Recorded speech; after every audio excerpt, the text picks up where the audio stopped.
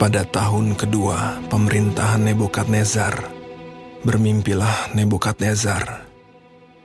Karena itu hatinya gelisah dan ia tidak dapat tidur. Lalu raja menyuruh memanggil orang-orang berilmu, ahli jampi, ahli sihir, dan para kasdim, untuk menerangkan kepadanya tentang mimpinya itu. Maka datanglah mereka dan berdiri di hadapan raja. Kata raja kepada mereka, "Aku bermimpi, dan hatiku gelisah karena ingin mengetahui mimpi itu." Lalu berkatalah para kasdim itu kepada raja dalam bahasa Aram, "Ya Raja, kekalah hidupmu. Ceritakanlah kepada hamba-hambamu mimpi itu, maka kami akan memberitahukan maknanya." Tetapi raja menjawab para kasdim itu, "Aku telah mengambil keputusan, yakni jika kamu tidak memberitahukan kepadaku mimpi itu dengan maknanya, maka kamu akan dipenggal-penggal dan rumah-rumahmu akan dirobohkan menjadi timbunan puing. Tetapi jika kamu dapat memberitahukan mimpi itu dengan maknanya, maka kamu akan menerima hadiah, pemberian-pemberian, dan kehormatan yang besar daripadaku. Oleh sebab itu, beritahukanlah kepadaku mimpi itu dengan maknanya." Mereka menjawab pula, "Silakan Tuanku Raja menceritakan mimpi itu kepada hamba-hambanya ini, maka kami akan memberitahukan maknanya." Jawab raja, "Aku tahu benar-benar bahwa kamu mencoba mengulur-ulur waktu karena kamu melihat bahwa aku telah mengambil keputusan. Yakni jika kamu tidak dapat memberitahukan kepadaku mimpi itu, maka kamu akan kena hukuman yang sama. Dan aku tahu bahwa kamu telah bermufakat untuk mengatakan kepadaku hal-hal yang bohong dan busuk sampai keadaan berubah. Oleh sebab itu, ceritakanlah kepadaku mimpi itu, supaya aku tahu bahwa kamu dapat memberitahukan maknanya juga kepadaku." Para kasdim itu menjawab raja, "Tidak ada seorang pun di muka bumi yang dapat memberitahukan apa yang diminta Tuanku Raja.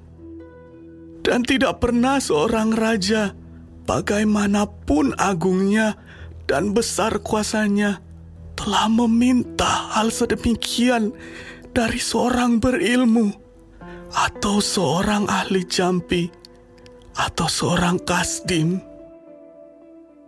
Apa yang diminta Tuanku Raja adalah terlalu berat, dan tidak ada seorang pun yang dapat memberitahukannya kepada Tuanku Raja, selain dari dewa-dewa yang tidak berdiam di antara manusia." Maka raja menjadi sangat geram dan murka karena hal itu. Lalu dititahkannya lah untuk melenyapkan semua orang bijaksana di Babel. Ketika titah dikeluarkan supaya orang-orang bijaksana dibunuh, maka Daniel dan teman-temannya pun terancam akan dibunuh. Lalu berkatalah Daniel dengan cerdik dan bijaksana kepada Ariok, pemimpin pengawal raja yang telah pergi untuk membunuh orang-orang bijaksana di Babel itu. Katanya kepada Ariok, pembesar raja itu, "Mengapa titah yang begitu keras ini dikeluarkan oleh raja?" Lalu Ariok memberitahukan hal itu kepada Daniel. Maka Daniel menghadap raja dan meminta kepadanya supaya ia diberi waktu untuk memberitahukan makna itu kepada raja. Kemudian pulanglah Daniel dan memberitahukan hal itu kepada Hananya, Misael, dan Azaria, teman-temannya, dengan maksud supaya mereka memohon kasih sayang kepada Allah semesta langit mengenai rahasia itu, supaya Daniel dan teman-temannya jangan dilenyapkan bersama-sama orang-orang bijaksana yang lain di Babel. Maka rahasia itu disingkapkan kepada Daniel dalam suatu penglihatan malam. Lalu Daniel memuji Allah semesta langit. Berkatalah Daniel, Terpujilah nama Allah dari selama-lamanya sampai selama-lamanya. Sebab daripada Dialah hikmat dan kekuatan. Dia mengubah saat dan waktu. Dia memecat raja dan mengangkat raja. Dia memberi hikmat kepada orang bijaksana dan pengetahuan kepada orang yang berpengertian.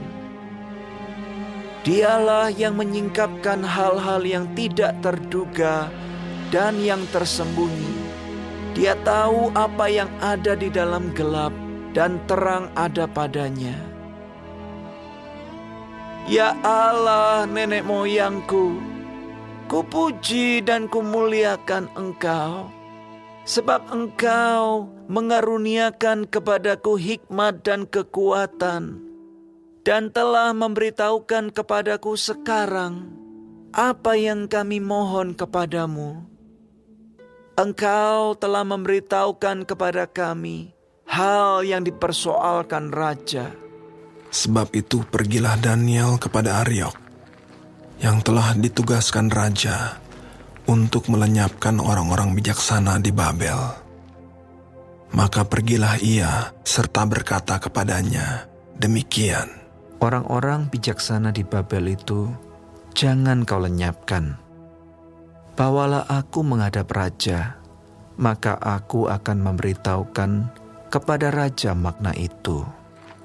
Aryok segera membawa Daniel menghadap raja, serta berkata kepada raja, demikian.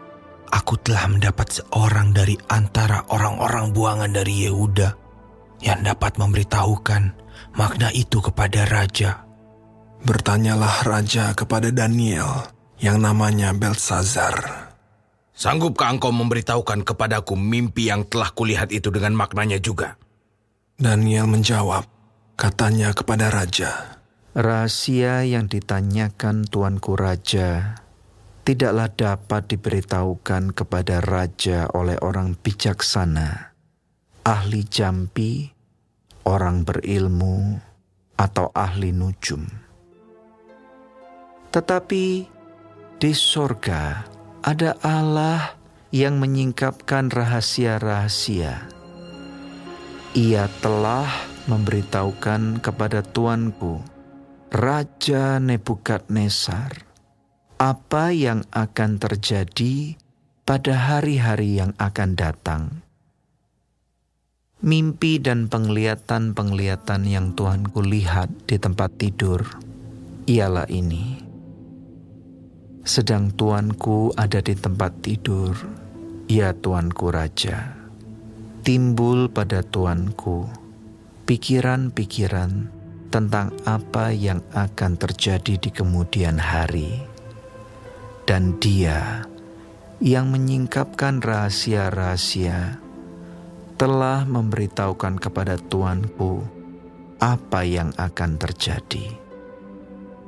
Adapun aku, kepadaku telah disingkapkan rahasia itu, bukan karena hikmat yang mungkin ada padaku, melebihi hikmat semua orang yang hidup, tetapi supaya maknanya diberitahukan kepada tuanku raja, dan supaya tuanku mengenal pikiran-pikiran tuanku. Ya raja, tuanku melihat suatu penglihatan, yakni sebuah patung yang amat besar. Patung ini tinggi, berkilau-kilau luar biasa, tegak di hadapan tuanku dan tampak mendahsyatkan. Adapun patung itu, kepalanya dari emas tua, dada dan lengannya dari perak, perut dan pinggangnya dari tembaga, sedang pahanya dari besi dengan kakinya sebagian dari besi dan sebagian lagi dari tanah liat. Sementara tuanku melihatnya, terungkit lepas sebuah batu tanpa perbuatan tangan manusia, lalu menimpa patung itu tepat pada kakinya yang dari besi dan tanah liat itu, sehingga remuk.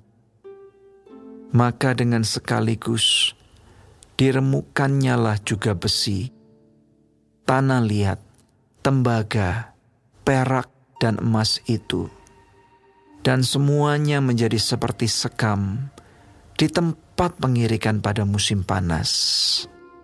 Lalu angin menghembuskannya, sehingga tidak ada bekas-bekasnya yang ditemukan.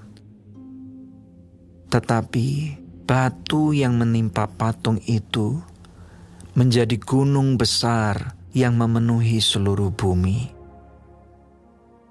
Itulah mimpi tuanku, dan sekarang maknanya akan kami katakan kepada tuanku raja. Ya tuanku raja, raja segala raja, yang kepadanya oleh Allah semesta langit telah diberikan kerajaan, kekuasaan, kekuatan, dan kemuliaan. Dan yang ke dalam tangannya telah diserahkannya anak-anak manusia, dimanapun mereka berada, binatang-binatang di padang, dan burung-burung di udara, dan yang dibuatnya menjadi kuasa atas semuanya itu. Tuankulah kepala yang dari emas itu. Tetapi sesudah tuanku, akan muncul suatu kerajaan lain yang kurang besar dari kerajaan tuanku, kemudian suatu kerajaan lagi, yakni yang ketiga dari tembaga yang akan berkuasa atas seluruh bumi. Sesudah itu akan ada suatu kerajaan yang keempat, yang keras seperti besi, tepat seperti besi yang meremukkan dan menghancurkan segala sesuatu, dan seperti besi yang menghancur luluhkan, maka kerajaan ini akan meremukkan dan menghancur luluhkan semuanya. Dan seperti tuanku lihat kaki dan jari-jarinya, sebagian dari tanah liat tukang periuk dan sebagian lagi dari besi, itu berarti bahwa kerajaan itu terbagi. Memang kerajaan itu juga keras seperti besi. Sesuai dengan yang tuanku lihat, besi itu bercampur dengan tanah liat. Tetapi sebagaimana jari-jari kaki itu, sebagian dari besi dan sebagian lagi dari tanah liat, demikianlah kerajaan itu akan menjadi keras sebagian dan rapuh sebagian. Seperti tuanku lihat, besi bercampur dengan tanah liat, itu berarti mereka akan bercampur oleh perkawinan, tetapi tidak akan merupakan satu kesatuan. Seperti besi tidak dapat bercampur dengan tanah liat. Tetapi pada zaman raja-raja, Allah semesta langit akan mendirikan suatu kerajaan yang tidak akan binasa sampai selama-lamanya, dan kekuasaan tidak akan beralih lagi kepada bangsa lain. Kerajaan itu akan meremukkan segala kerajaan dan menghabisinya, tetapi kerajaan itu sendiri akan tetap untuk selama-lamanya. Tepat seperti yang tuanku lihat, bahwa tanpa perbuatan tangan manusia, sebuah batu terungkit lepas dari gunung dan meremukkan besi, tembaga, tanah liat, perak, dan emas itu. Allah yang Maha Besar telah memberitahukan kepada tuanku raja apa yang akan terjadi di kemudian hari. Mimpi itu adalah benar dan maknanya dapat dipercayai. Lalu sujudlah Raja Nebukadnezar serta menyembah Daniel. Juga dititahkannya mempersembahkan korban dan bau-bauan kepadanya. Berkatalah Raja kepada Daniel, Sesungguhnya lah, Allahmu itu Allah yang mengatasi segala Allah, dan yang berkuasa atas segala raja, dan yang menyingkapkan rahasia-rahasia, sebab engkau telah dapat menyingkapkan rahasia itu. Lalu Raja memuliakan Daniel. Dianugerahinya lah dengan banyak pemberian yang besar, dan dibuatnya dia menjadi penguasa atas seluruh wilayah Babel, dan menjadi kepala semua orang bijaksana di Babel. Atas permintaan Daniel, Raja menyerahkan pemerintahan wilayah Babel itu kepada Sadrak, Mesak, dan Abednego, sedang Daniel sendiri tinggal di istana raja.